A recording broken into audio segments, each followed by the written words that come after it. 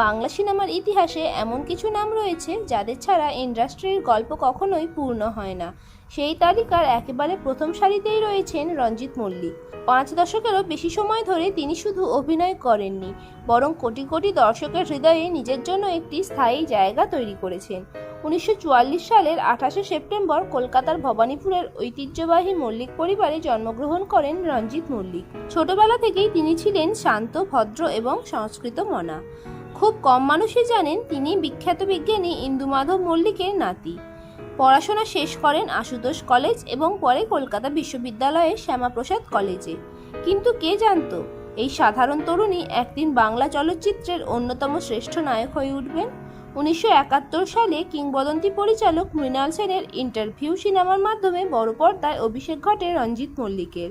প্রথম ছবিতেই তার অসাধারণ অভিনয় এতটাই প্রশংসিত হয় যে তিনি আন্তর্জাতিক স্তরেও স্বীকৃতি পান।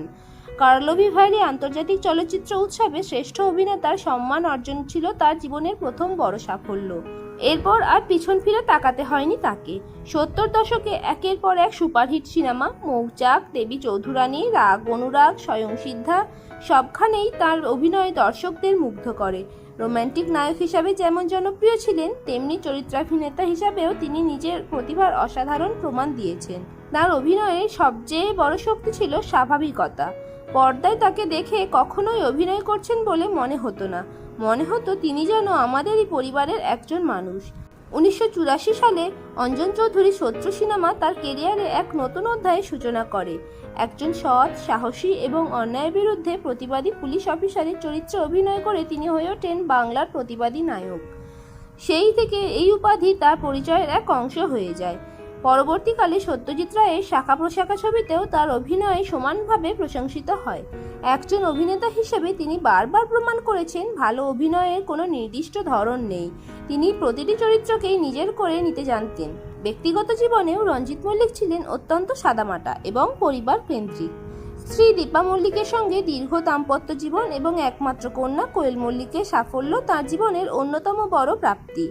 আজ কোয়েল মল্লিকও বাংলা সিনেমার জনপ্রিয় অভিনেত্রী, আর বাবা মেয়ের এই সম্পর্ক দর্শকের কাছেও ভীষণ প্রিয়।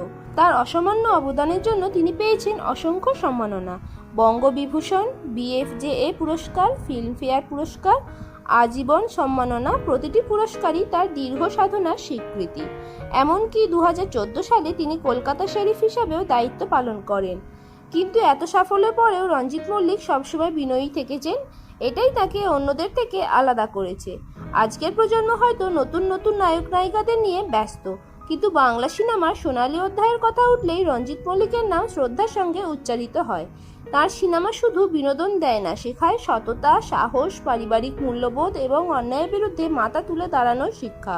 একজন অভিনেতা হয়তো অবসর নিতে পারেন, কিন্তু একজন কিংবদন্তি কখনই দর্শকের হৃদয় থেকে হারিয়ে যান না। আপনার প্রিয় রঞ্জিত মল্লিকের সিনেমার নাম কি? কমেন্টে অবশ্যই লিখে জানান। ভিডিওটি ভালো লাগলে লাইক করুন এবং বন্ধুদের সঙ্গে শেয়ার করুন। এবং বাংলা সিনেমার আরও অনেক অজানা গল্প জানতে আমাদের চ্যানেলটি সাবস্ক্রাইব করে পাশে থাকা বেল আইকনটি অন করে রাখুন।